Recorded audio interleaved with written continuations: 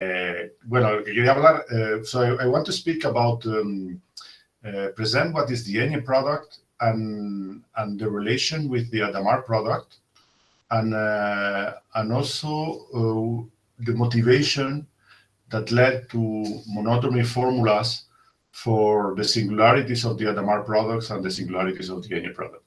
So let me start by explaining what is the Eñe product, which is less well known. Let me check if the presentation. Okay, I'm going to take a. Let me do this properly.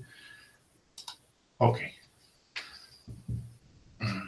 So there's a citation by Emile Borel, which comes from his article in 1998, where he proves that one of the fundamental properties of the Hadamard product is that if you take the Hadamard product of two functions, the singularities of the Hadamard product is the products of all the singularities of the two functions of f and g. So if alpha is a singularity of f and beta is a singularity of g, then the singularities of the Hadamard product are located at the products alpha times beta. What Emile Borel proved in his paper is that if these singularities are isolated essential singularities, then the singularities of the Hadamard product are also of the same type. Now, this will be the subject of the talk. Essentially, is to extend this result. And first, we want to present the Eñe product. So you have several papers on arXiv that you can download, where you have all the results I'm going to talk about here. The Eñe product for polynomials is very simple indeed. So we start by considering the multiplicative group of the non-zero complex numbers. And each time we take two polynomials that do not vanish at zero, and we normalize them so that the value at zero is 1. And the definition is very simple. So you can factorize the polynomials according to the fundamental theorem of algebra. And so you count here the roots with multiplicity. And you define the Eñe product of these two polynomials by considering it's a new polynomial whose roots are exactly the products of the roots of P and Q. Okay, so this defines an operation on polynomials that is commutative. It's very simple, right? I mean, really, you observe that you get a polynomial normalized in the same way. So the value at 0 is 1. And so in the factorized form, the definition is very simple. And it gives, for this new polynomial, which has degree, the degree of P times the degree of Q, it gives new coefficients that they call C1, C2, etc. And the interesting fact about these coefficients is that they are universal polynomials on the coefficients of P and Q. So the A's are the coefficient of P, the B's are the coefficient of Q, and we have all these formulas. And in general, we have a universal formula that the Cn is a polynomial on a1, a to the n, b1, b to the n, with integer coefficients. Okay, so this is very simple. Okay, I repeat the definition. Okay, just internalize this definition. So every time you have two polynomials, we have the Eñe product. So why we call this the Eñe product? This is a very Spanish name. Is because I think this is a fundamental operation that kind of has been overlooked in the literature somewhat. So let's look at these coefficients. So these polynomials do not depend on the degrees of P and Q. So this is interesting. The interesting property is that the nth coefficient only depends on the nth coefficient of P and the nth coefficient of Q. Okay, so if you modify the polynomial P adding higher order terms, it won't modify the coefficients of the Eñe product before n. Okay, so this key observation makes that you can extend this this Eñe product not only to polynomials, but more generally to an arbitrary power series. So we normalize the power series so that the constant coefficient is 1, and we can define by the same formulas the Eñe product of two formal power series. Okay. So if the theorem is that if A is a commutative ring, then this Eñe product has nice properties. So we can consider. So this is very general. In the sequel for formulas, sometimes we will assume that the ring it has characteristic 0, because we are mostly interested in analysis, in doing analysis in these structures. And so this is true for a general commutative ring. If I consider the formal power series, so capital A will be the formal power series, which start by constant term 1, and we know this power series for the usual multiplication of power series is a group. And for this product, usual product, we consider this as the additive structure. Then the Eñe product that I just defined defines a multiplicative structure. And this ring, indeed, is a commutative ring. So there are some non-trivial statements here, but this is the theorem that just taking the formulas that you get for polynomials and extending these formulas for the coefficients to define the Eñe product of formal power series, you get a commutative ring. So indeed, this ring has been well. This is kind of a functorial construction. You start with a commutative ring with the usual addition and multiplication, and then you construct a new commutative ring of formal power series with has an additive structure that is the product of this power series, and the product is the Eñe product. Okay, so you have to check the standard axioms for a ring, but this is a functorial construction, and indeed we can iterate this functor and define higher Eñe ring. Indeed, this Eñe structure is not new. This is what I didn't know at the time when I defined this. This is called the width, the big width ring that has been studied by people in algebra, but has been studied in a strange way. Usually, it is used in some applications, and people develop what you need for the algebraic properties in the setting where they are using it. But well, I mean, there's some reference where. Well, I mean, I can leave this as a proof just to abbreviate, but it's very simple. You essentially, when you look at the definition with polynomials, it's obvious that it's commutative, and also that it's associative, and then you essentially the proof for polynomials gives you the proof in general, because it gives the universal relations for the coefficients of the coefficient c to the n. So. Yeah, this is what I was saying, that if you want to look at what people have studied before, you can consult a paper of Lenstra, Construction of the Ring of Width Vectors, where he studies this algebraically this type of structure. And my main interest is to study analytic properties that haven't been studied before. So, well, you know, you need to make some assumptions, right? So in general, we will consider power series with complex coefficients, etc.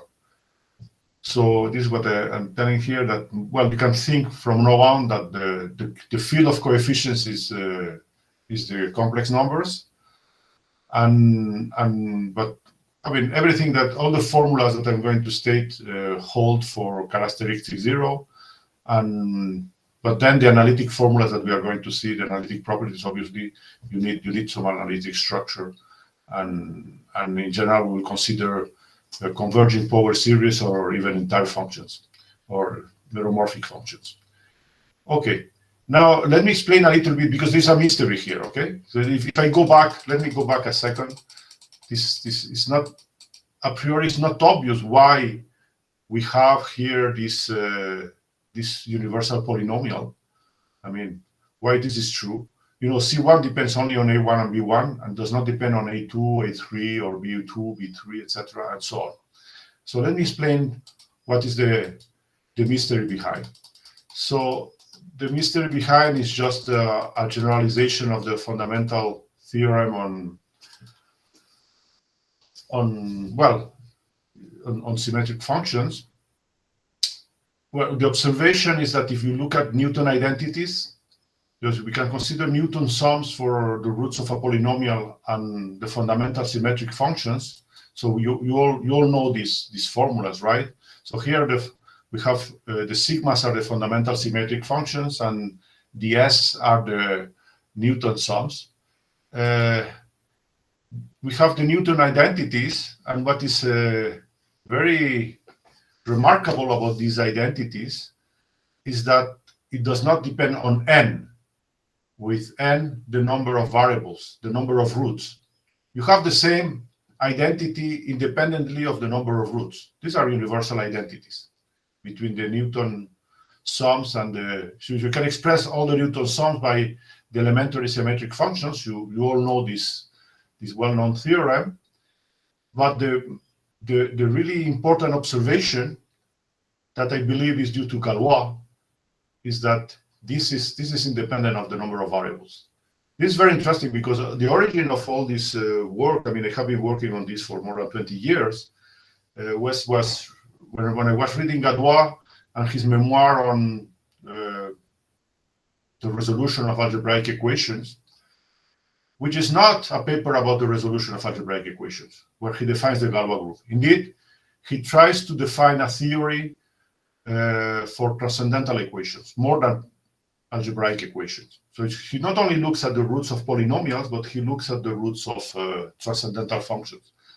And well, he's not very, I mean, all the examples he gives are polynomials, but the setup, the way he formulates his results, it leaves this ambiguity that you can find also in Euler and before Galois, that they believe that many of the identities work not only for polynomials but for transcendental functions.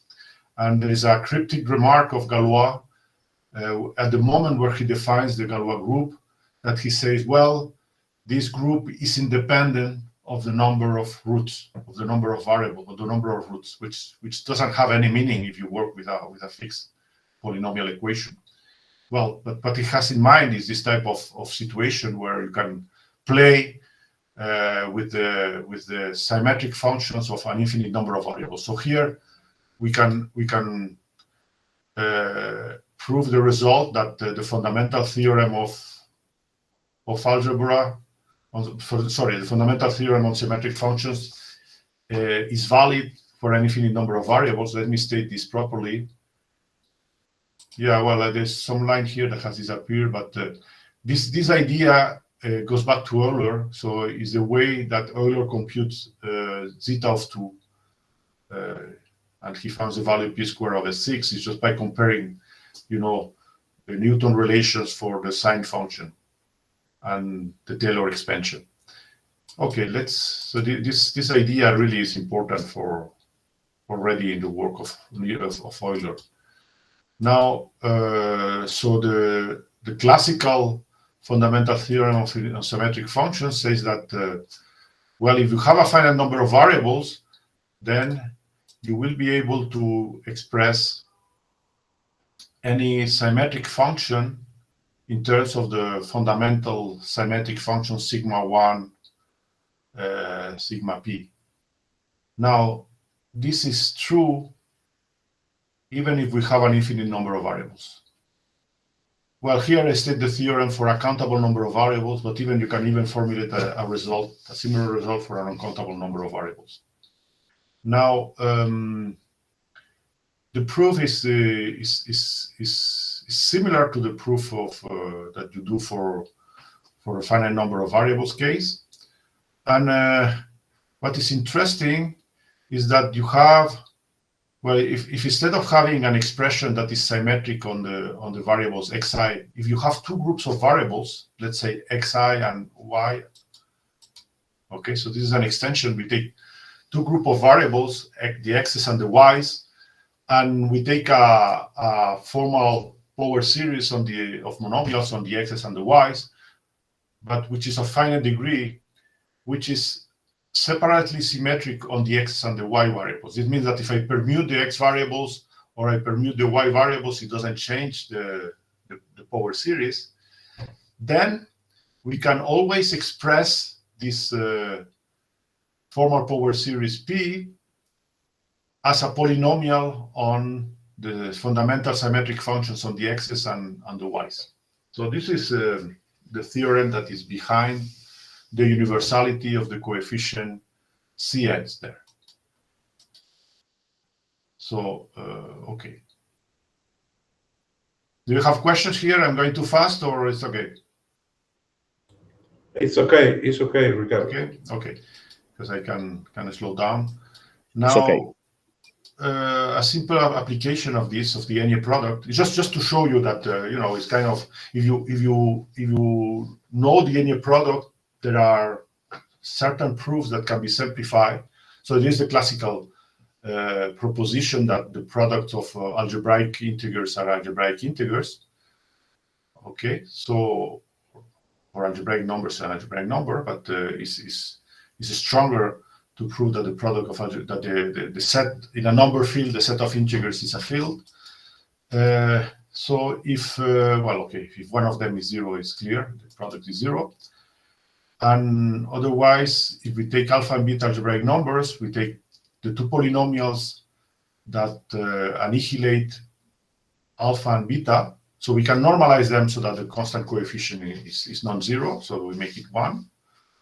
And if I take the Eñe product, then of course the Eñe product of alpha beta is 0. And because I have these universal formulas with integer coefficients, the coefficients of the Eñe product of P and Q are still rational numbers.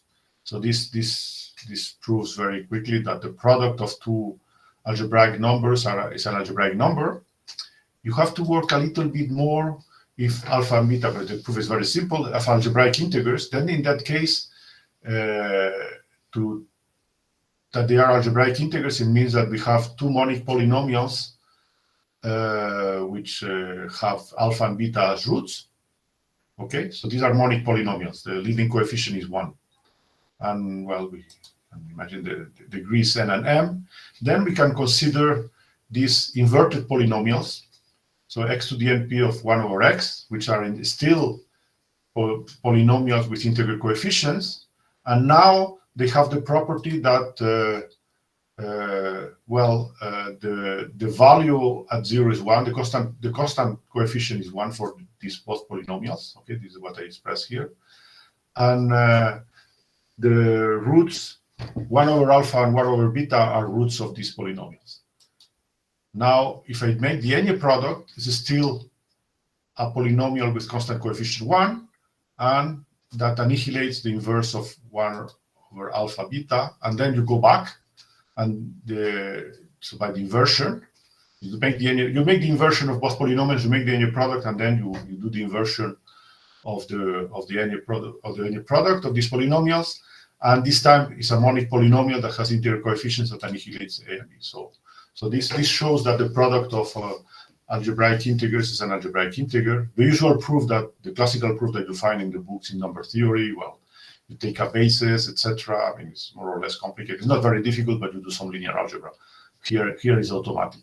So it is to show you, I mean, that really it has an interest to consider this operation from the algebraic point of view or others. Now, well, yeah, this is another application that, well, I will be very brief, but in the same way that you try to generalize what you have done just in this proposition for algebraic numbers, you can look at transalgebraic classes, which are, what is a transalgebraic classes? So this is in the spirit of Galois. You can consider an entire function, for example, of finite order with rational coefficients. Now, the theory is essentially empty if you want to look at the roots of these functions, because anything can be a root. But if you make a restriction that the height of the coefficients, remember these are rational coefficients. Okay, the ANs are rational coefficients, so they have a height. That is how big are the numerator and the denominator in minimal form of an. So they go to infinite, but we do it. We put some type of control, and there are different choices for doing that. So this gives a very restricted class of entire functions. And so we can look at the transalgebraic class of zeros, so all the zeros of these functions. And this time you can prove that you don't have an empty theory. And the nice thing is that these classes of transalgebraic numbers, if you choose properly the class, are multiplicative invariant. So the product of two transalgebraic numbers are transalgebraic numbers. But well, I mean, this is another application that was the original motivation to study that. Okay, which is also a new result. I mean, the problem is that with this transalgebraic class, you would like to make some number theory, but it's not that easy because you have only a multiplicative group structure, but you don't have a field structure. It's far more complex. Okay, now, what is the action on rational functions? This is purely algebraic. You can extend the action. We have defined the action on polynomials and on formal power series, but you can extend the action to rational formal power series. So, or even if you take two rational functions, R1 and R2, you can define the Eñe product of these two rational functions by this formula. Okay. So it means that, so you look at the formula, okay, if Q1 and Q2 are equal to 1, then this gives the polynomials that we have seen before. The Eñe product by 1 that has no zero, so indeed is the absorbent element for the Eñe product. So in the case of polynomials, it generalizes the previous formula. But what is amazing is that here, what we obtain is a rational function that has the right normalization, and the zeros of these rational functions are products of zeros of P1 and P2, or products of poles of Q1 and Q2. And the poles of this rational function are the products of a zero of P1 with a pole of Q2, or with a pole of Q1 and a zero of P2. So, and the degree. So you can extend these to rational functions in it. So we want to, in some sense, to extend this to natural classes of, we want to do analysis, right? So we want to extend this to natural classes of meromorphic functions, not only formal power series or rational functions. So we want to do something more general. So let's go on. Well, this is the action of divisors that I have described. 0 times 0 gives a 0, poles times pole give a 0, 0 times pole gives a pole, etc. So this essentially defines the action on rational functions. And one thing that is very magic, and I insist this is very important, and it gives one of the reasons that the Eñe product is important, is that each time, okay, I'm going to do something, I'm going to complicate things. So I'm going to take a polynomial. Let's start with a polynomial. Normalize so that the value at 0 is 1. And we are going to take the exponential form, which just means that we take the logarithm of p that is well defined near 0. So we have a formal power series expansion, and we take the exponential. Okay? So this is the exponential form of the polynomial. So of course, the polynomial has a finite number of monomials, and f has an infinite power series. Okay? Well, and this is only converges. I mean, the polynomial is an entire function that converges in the whole plane. This only converges in a neighborhood of 0 away from the zeros of p. Each time we have a 0 of p, we will have a singularity of logarithm of p. So this power series of f only converges in a finite radius. Okay? And well, I mean, of course, you take the factorization of p and you use the formulas for the logarithm, and you see that the coefficients fn are given by the Newton sums of the inverses of the zeros. Here is the formula. It's very simple computation. Just knowing the power series of the logarithm. Well, here's the proof. Okay. Now, this is very important observation, is that this disk of convergence of f does not contain any alpha. So we may think that, in the region of convergence, we don't know about the zeros. But of course, this power series knows about the zeros of p that are away, okay, that are singularities of f, but not on the disk of convergence. Now, the magic thing is that if I take now two polynomials that normalize in the usual way, and I take their exponential form, so when we make the Eñe product of P and Q, we have seen that the new coefficients are nonlinear functions, you know. So there are polynomial functions, but they are nonlinear.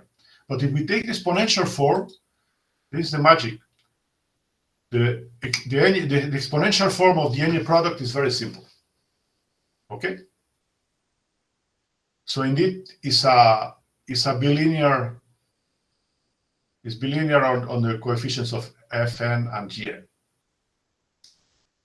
So it's natural to define the exponential Eñe product. So it's the exponential form of the Eñe product, which is just which acts on power series. This time that start at 1. Okay, so we multiply by minus n Fn Gn. Okay, so this is kind of a magic property of the exponential that simplifies this Eñe product operation. Okay, is it clear? So this exponential, we say that it bilinearizes the Eñe product. And this is valid, so I have stated the results for coefficients in C, but if you take a ring of characteristic 0, it also works. So, I mean, of course, if the characteristic is not 0, then you have some different formulas, because the formulas for the Fn's, you have to divide by n, you know. Okay. Well, the proof is just that. If you write down everything and you take the formulas for the Fn's, the coefficient of exponential form in terms of the roots, you will see that the proof is just that for polynomials. Okay. So this result I have stated is just for polynomials here. But of course, it will work in general. Yeah, so this is the observation, is that this exponential form bilinearizes the Eñe product, but it just makes sense analytically in a disk with no zeros of P and Q. But the divergent power series know about the zeros of P or Q outside the disk of convergence. Okay, let's come back to let's talk about the Hadamard product for the moment. So the Hadamard product, you probably all know the Hadamard product is just to take the product of the coefficients. So I'm going to work with capital F and G. And so, for example, one important function is the Koebe function that has nice properties for the conformal representation, which has coefficients. The end coefficient is n. And also the logarithm function. And the relation of the exponential form of the Eñe product and the Hadamard product is very simple from these formulas. So if I make the exponential form of the Eñe product of F and G, remember, this is the bilinearized form of the Eñe product. This is the exponential form. It's just essentially the Hadamard product of F and G skewed by the Koebe function. So here you have the first formula. And if you want to compute the Hadamard product of F and G, it's the same thing as the exponential form of the Eñe product of F and G times the exponential form of the Eñe product of the logarithm. Okay? This is just a simple computation with the coefficients. So these two operations, the exponential form of the Eñe product and the Hadamard product, are very much related. But remember, what is interesting for me is not really the exponential form of the Eñe product, but it's the Eñe product itself. So then it's quite different. Anyway, it's not exactly the same. You have a product with the Koebe function here that plays a role. Okay. Mm-hmm.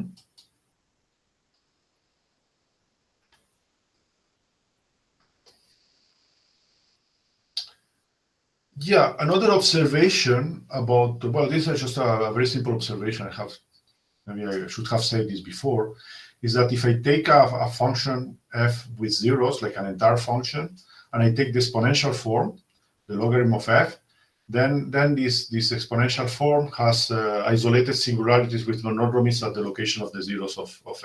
This capital F, okay, the exponential form has this exponential. So the zeros of f become exponential isolated singularities with monodromies. Okay, so the people don't like singularities with monodromies, but they are very natural. Every time you take a logarithm, you have that. Okay, good. This is the setup. Now, well, then I have, well, maybe I can go a bit quick on that because I have there's a ton of formulas of the, this is formulas for the Eñe product, the true Eñe product. So this is some of the formulas you have that are interesting. For example, the ray scaling is just the Eñe product with 1 minus ax and so on. If I take a power, this has geometric interpretations, all these formulas, but I mean, when you talk about the Riemann surface of the square root or of the n root or the k root or the logarithm.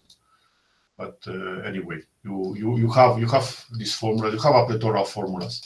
Now, what is more interesting for me is the formulas that you have with exponentials. So we assume a has characteristic 0, and I take the logarithmic derivative of f. So remember here, f will be a formal power series, which with constant coefficient 1. And we have this nice formula, is that the exponential of x times the logarithmic derivative of the Eñe product of f and g is g. This is the real Eñe product, it's not the exponential form. It's g times the Eñe product of the exponential of x df, that is also equal to f. The Eñe product is commutative, right? So you have. And so this is also very simple to check with the exponential form. And so essentially you take logarithms and you can write it down in the exponential form. So this is a formal. It works in general for a coefficients, for a ring of coefficients of characteristic 0. And in particular, this formula gives that if I make the Eñe product with the exponential ax, I will truncate. Sorry, this should be a capital F1. Okay, here is a capital F1. I truncate the exponential form of f. This is the effect of making the Eñe product with exponential. And if n is different from n, we have these relations, which is also amusing. And for n equal m, we have this. Okay, so this is what how the Eñe product behaves on exponentials of polynomials. Notice that this is amusing because we started by defining the Eñe product with polynomials using its zeros. Then we observed that the definition works in general for a formal power series.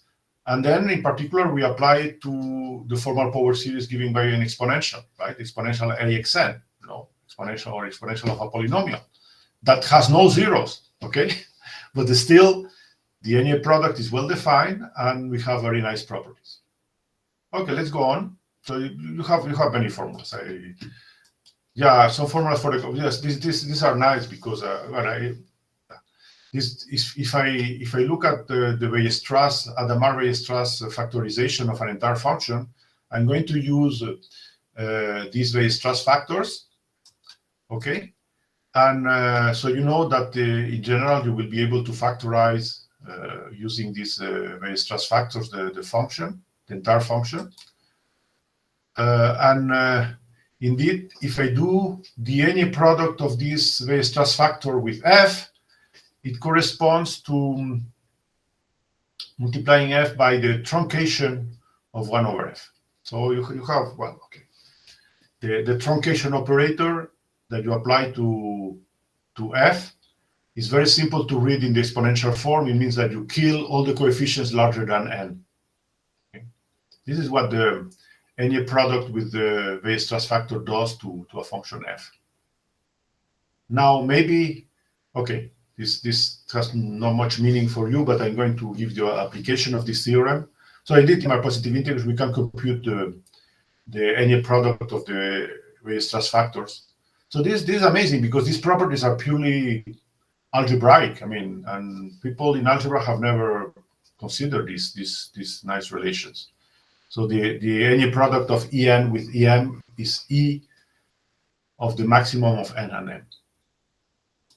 Now, what is the application is that if I take the space of entire functions of order of finite order and I normalize them with constant coefficient 1 at 0, then the Eñe product is an internal operation. So it leaves invariant this class of entire functions, which for me are important because, you know, the idea that comes from Galois is to do algebra, not for polynomials, but for more general power series, and in particular for entire functions. Now, the space of entire functions is very complicated, and we put some restriction. We want to deal with entire functions of finite order, which is already a pretty big space. But this is what I call the transalgebraic class. So in this transalgebraic class, I mean, for those that have followed my seminars that I made in the gamma seminar about the gamma function and omega functions, etc., this class is very important because, for example, you can find a new characterization of the Euler gamma function on this class. So this is an important class for me, and it's an important class for the Eñe product because it's an internal operation. And moreover, it's not only an internal operation, but it's a continuous operation when we put the right topology on this space of entire functions.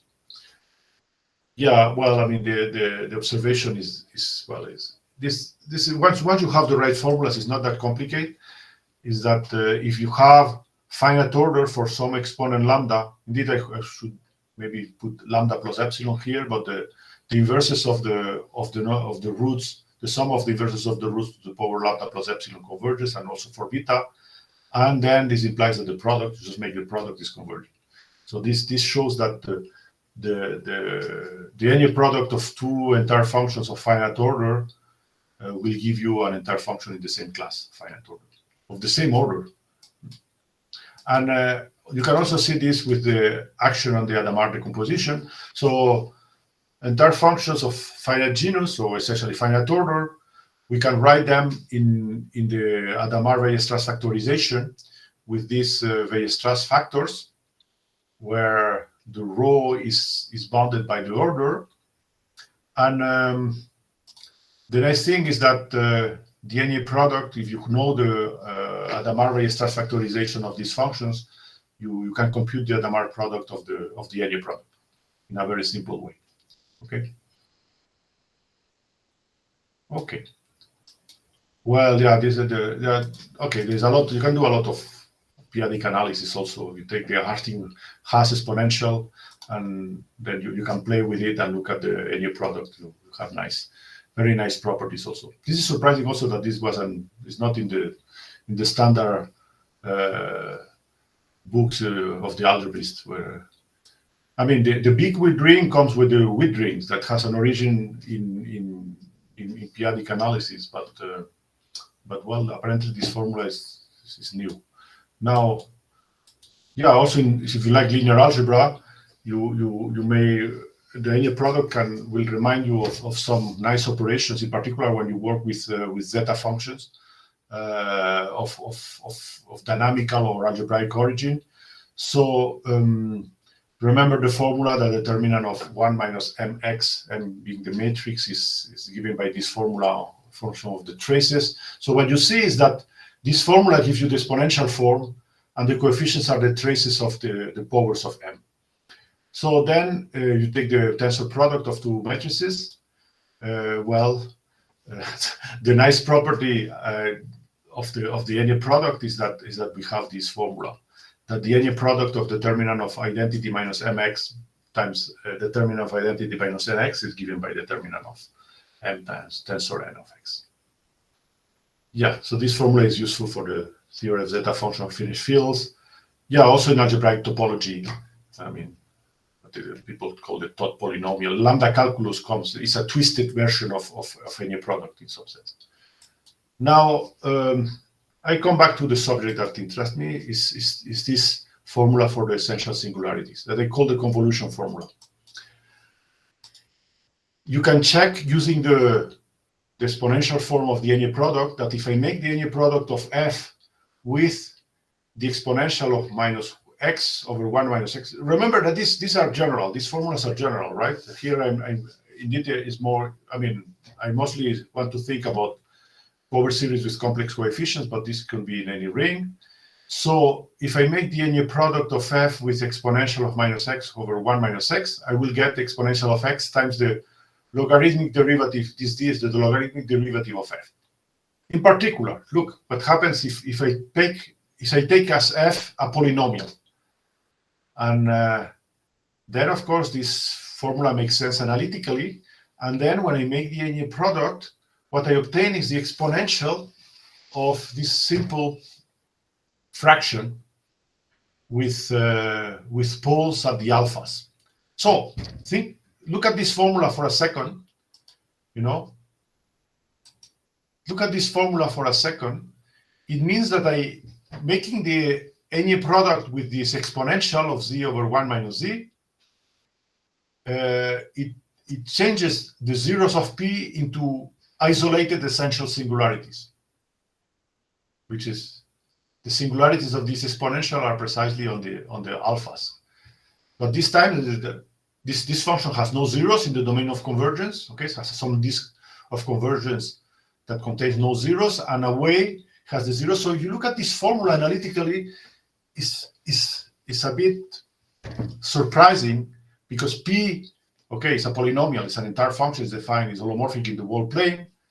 This exponential has only one essential singularity, isolated singularity at 1. This singularity has no monodromy, okay?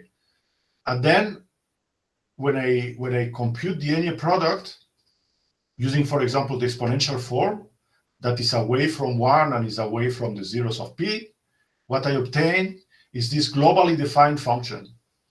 Okay, so in some magic, because in the exponential form, a priori there is no way to tell that it's going to extend everywhere, but it does. So behind this, there is a deep combinatorial reasons.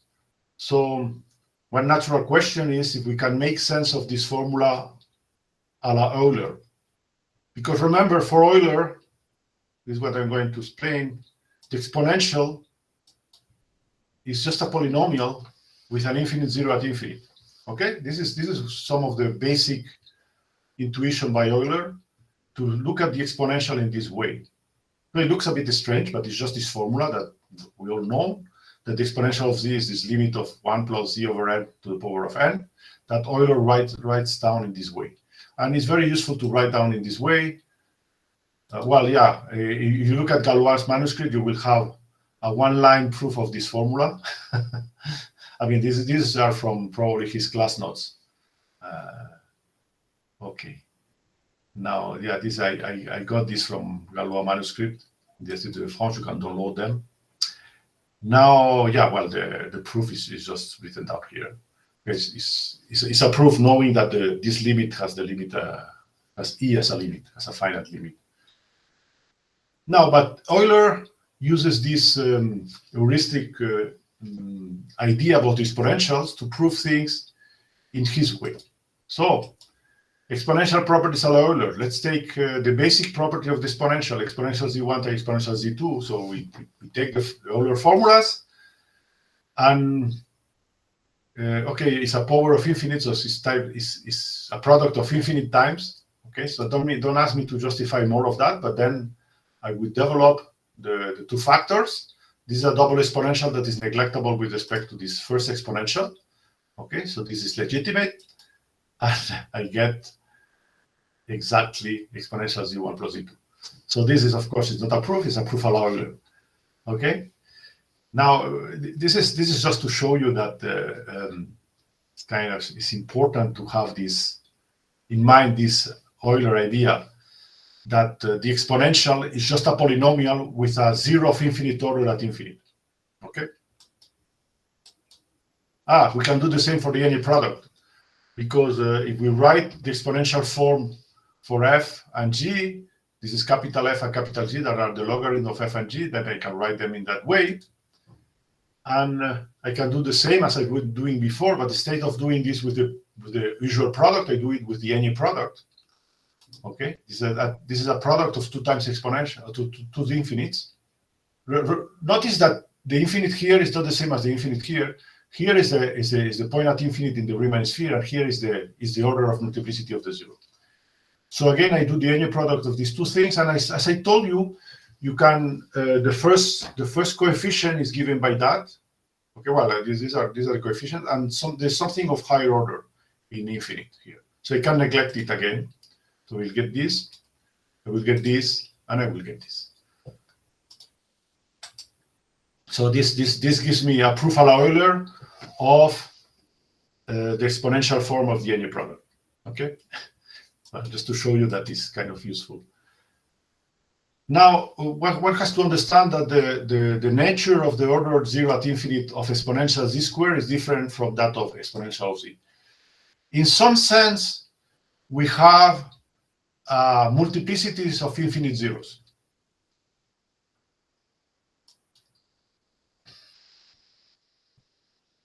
Yeah, so the infinite order at infinite of exponential of a polynomial is the degree of the polynomial. So it's like the exponential of p of z has a 0 of infinite order at infinite, but of infinite order. Okay, so the infinite orders has an infinite order.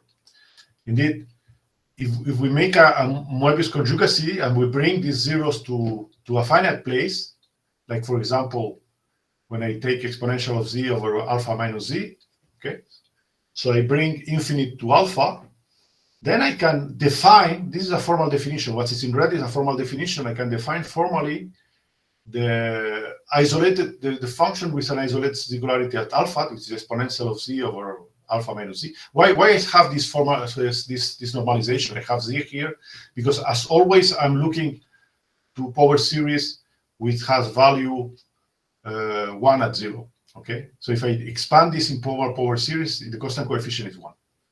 So this is the basic factor, if you want, the basic 0, when I have a function with a single isolated singularity at alpha of infinite order 1.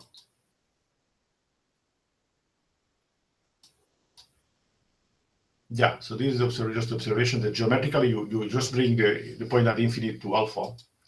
Now, I can define the higher orders, and these rational functions, so you can find them in the paper of Euler, where he looks at the functional equation for the Riemann zeta function, and he does this with divergent series, and these rational functions appear naturally. So you start with this basic z over z minus 1, and you make the exponential Eñe product of them, okay, which gives these formulas. So we have this recurrence relation. So these are kind of famous rational functions that you find in, yeah, this is the paper of Euler. Remarque sur un bon rapport entre les séries de puissances tant directes que réciproques. This is where he studies this functional equation of the Riemann zeta function. And you have here the iterated powers of the exponential Eñe product for R1. Remember, these are exponential Eñe products. So with these are nice rational functions, all with singularities, poles at 1, only poles at 1, and well, zeros elsewhere. And now we can define formally in a way, so we can define the function which has an isolated singularity of order infinite order k at alpha by this formula. This is the definition, okay? And when I take this definition, yeah, so well, a first observation, the way I define the rational functions is that if I make the Eñe product of exponential z over alpha minus z by itself k times, I will get exponential rk. And so this can be written at the Euler in that form. So remember, the power here is not a usual power, but it's a power for the Eñe product. Okay. I mean, it's a power on the Eñe ring. And we can prove that indeed, if I make the Eñe product of these functions, I get that. So I have a nice algebra. So if I write them in Euler notation, it's very natural. You see, we have, these are the Eñe products, okay? And we have the Eñe product that acts on isolated singularities in the same way that it was acting on zeros. So these isolated singularities of some order behave as infinite order zeros of infinite order, finite infinite order, k1, kn. Okay? So you see that if you make the Eñe product of these functions, then the singularities are located on the products of the singularities. These are Eñe products, okay?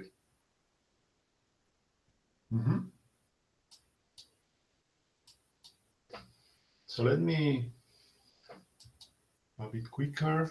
Sorry. Yeah, well, you can define naturally the polylogarithms that appear naturally because exponential minus ally k plus 1 is the Eñe inverse. It's the Eñe inverse of this exponential rk. So in some sense, we can define for these transalgebraic divisors, for these infinite divisors, the Eñe poles by these formulas with the logarithm. And then we have the same formulas, but this time without the restriction on N. K and L can be not only positive integers, but can be integers, can also be negative integers. And we have these formulas. So this is the Eñe product, and it has a very natural divisor interpretation. Now observe that in this case, this inverse for the Eñe product, the function, initially the function has exponential singularities. These are isolated singularities without monodromy, but these functions do have also isolated singularities, but with monodromies. So if we want to look at the analog of the rational functions, we have to consider, the idea is that we look at the singularities, these isolated singularities as zeros of infinite order. And if we look at the algebra with the Eñe product with what corresponds to the poles, then the poles would correspond to singularities with monodromy. And we have the very nice formulas. Now, okay, now I come to the subject of the talk. Sorry, these were preliminaries in some sense.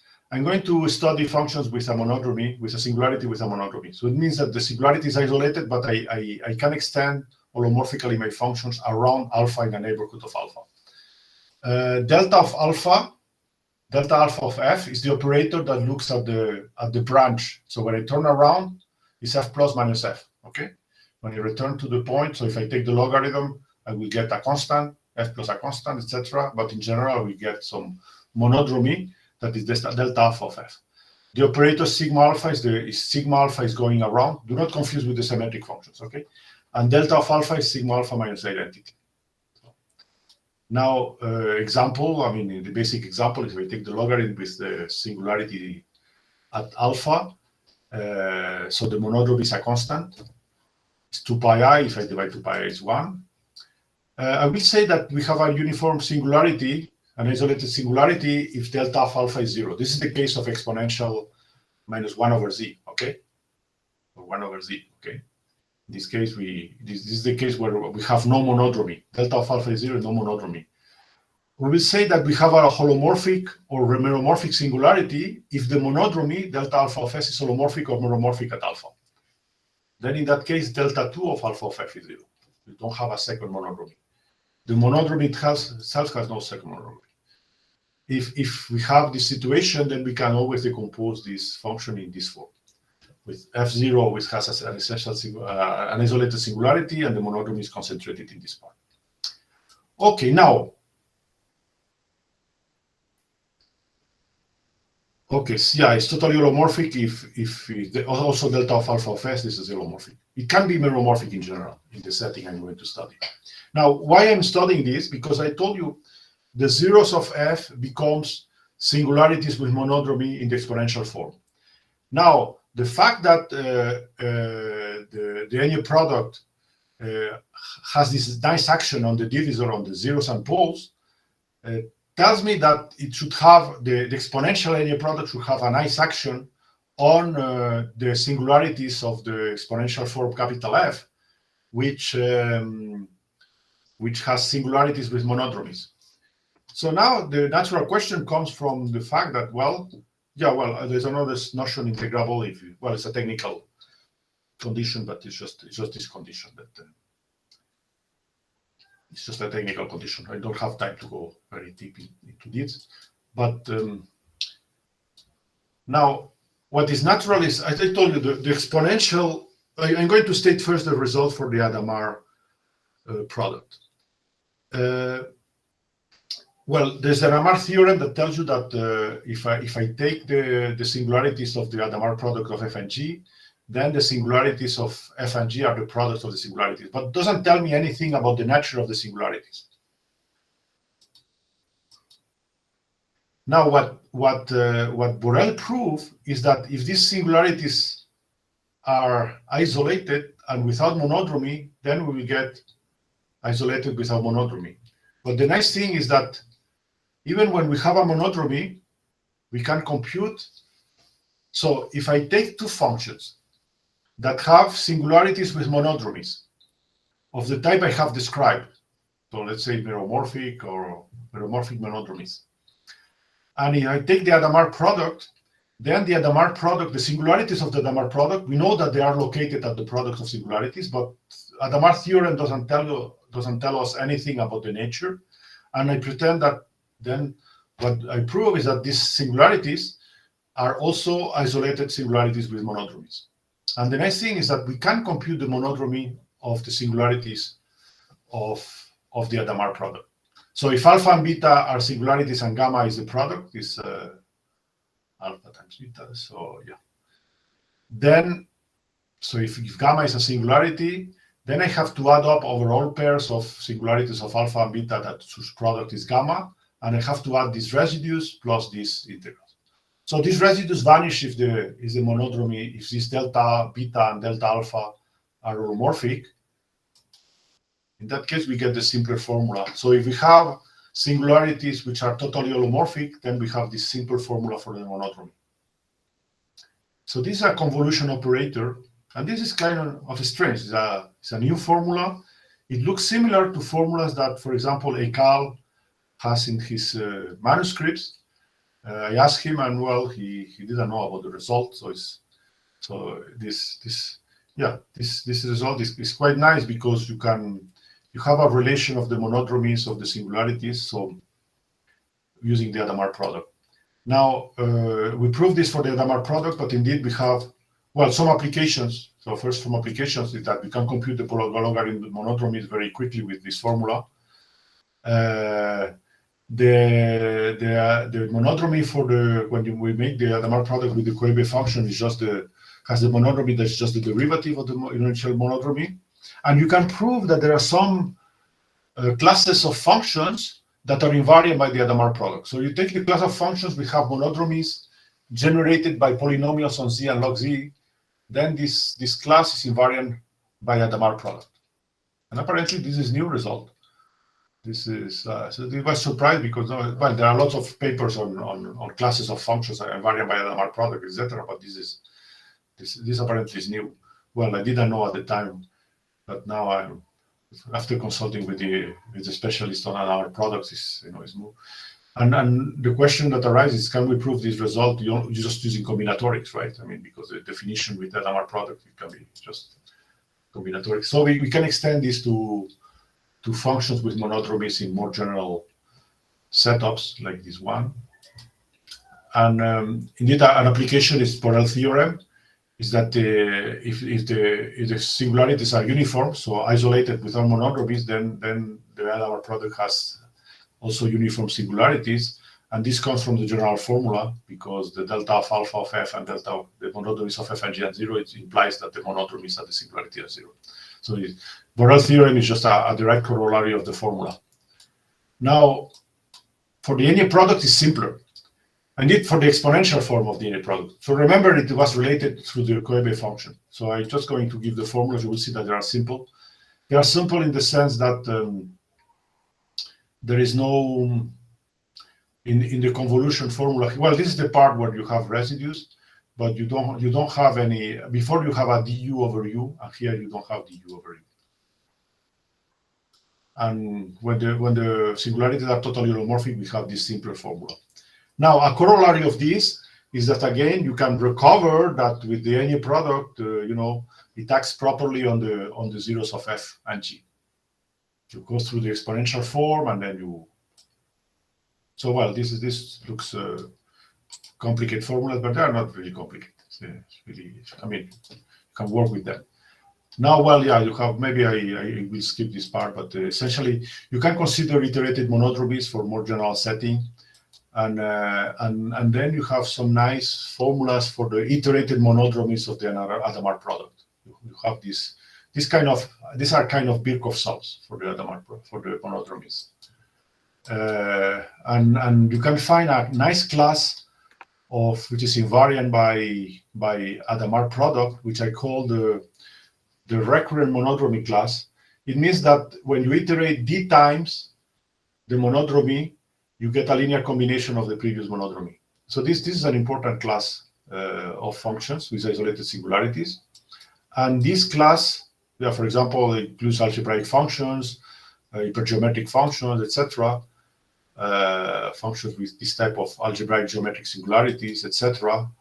Polylogarithm singularities. So well, there's a lot, plenty of results of this sort. And the theorem is that this recurrent monodromy class is invariant by Hadamard product, which I think you really need to use these formulas to prove it. Now, yeah, also this theorem is probably new because it's not okay. Now, okay, just maybe I have 2 minutes. I'm going to give an idea of the proof. How you prove these formulas. First, you have Pincherle convolution formula, which is before Hadamard, is that you can write down the Hadamard product using this convolution formula, and just to take the formal power series and you write down Cauchy formula. So eta is a loop centered at 0 of a radius, in between the zeros, and that separates the zeros of f and g. Now, using this formula is how Hadamard proved the multiplication theorem, that the Hadamard product extends holomorphically away from the product of the singularities. So the singularities of the Hadamard product are located at the products of the singularities. And the reason is that you can't just use the holomorphic continuation of this formula moving the path eta. Okay.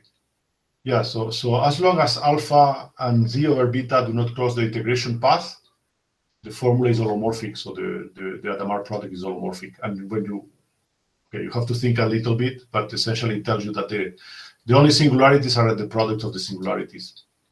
So the only obstruction is when z over u is equal beta and u equal alpha. That is when z is equal to alpha beta. And well, you have also a convolution formula for the Eñe product. So if you write this down, you will get the same type of results in both settings. And the proof of the monodromy formula, well, first you can look at the integrable singularities in the first case.